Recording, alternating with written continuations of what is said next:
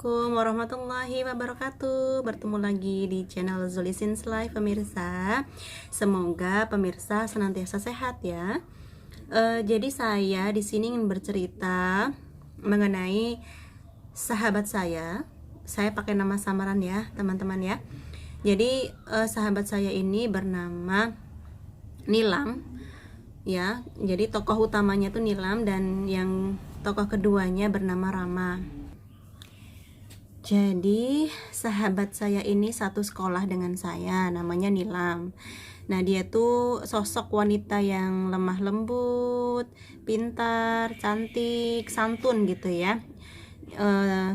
Tidak urakan begitu ya. Jadi mungkin diam-diam di satu sekolah itu ada yang menaruh simpati, menaruh rasa suka begitu ya. Jadi waktu sekolah itu namanya Rama yang sudah menaruh hati kepada si Nilam itu berkata kepada Nilam sebelum lulus dia ngomong ya, jadi nanti kalau mereka sudah lulus bagaimana kalau si Nilam ini menjadi istri Rama. Si Nilam ini adalah kakak kelas dari Rama, jadi Rama adalah satu tingkat di bawah Nilam. Dan waktu itu Nilam meminta waktu untuk memberi jawaban begitu ya. Jadi seminggu setelahnya itu si Nilam memberi kabar kepada Rama bahwa ia bersedia begitu ya, singkat ceritanya seperti itu. Dia bersedia untuk menjadi istri Rama, tetapi Rama berkata bahwa nanti setelah menikah Rama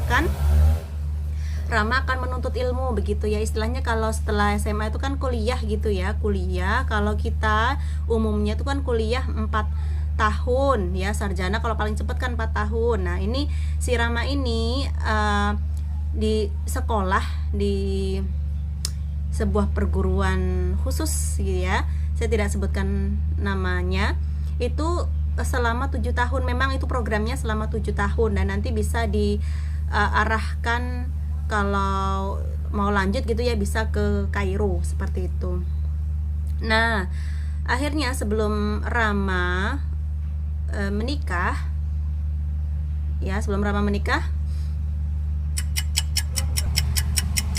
akhirnya menikahlah Rama dan Nilam gitu ya, dan tentu saja dengan restu kedua belah pihak, kedua orang tua. Mereka setuju, mereka merestui gitu ya, tidak ada yang saling memberatkan, karena sepertinya orang tua dari kedua pihak itu adalah orang tua yang demokratis begitu. Kalau yang dari orang tuanya si Nilam itu dari desa jauh sekali ya, udah sepuh, udah tua begitu. Jadi sepertinya semuanya diserahkan kepada kakak si Nilam begitu ya, yang mengambil keputusan lebih banyak adalah kakak Nilam.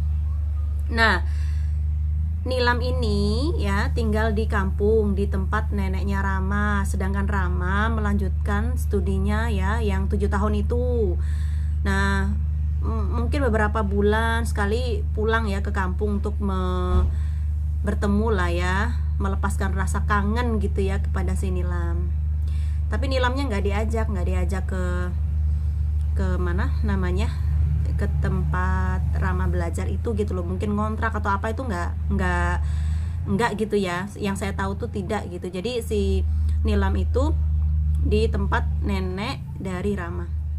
Nah, di tengah perjalanan Rama belajar studi begitu, Nilam alhamdulillah diberi rezeki itu hamil gitu ya, hamil, dan mereka sekarang ini memiliki 3 anak. Nah, waktu itu saya sudah lama ya tidak bertemu dengan Nilam, sudah sekitar 5 tahun begitu, 5 tahun tidak bertemu. Nah, tiba-tiba kami bertemu lagi lewat WA begitu ya, lewat WA. Jadi dia mengkontak saya, alhamdulillah tanya-tanya kabar begitu ya, karena kita sudah lama tidak bertemu. Alhamdulillah ternyata dia waktu itu sedang berada di tempat suaminya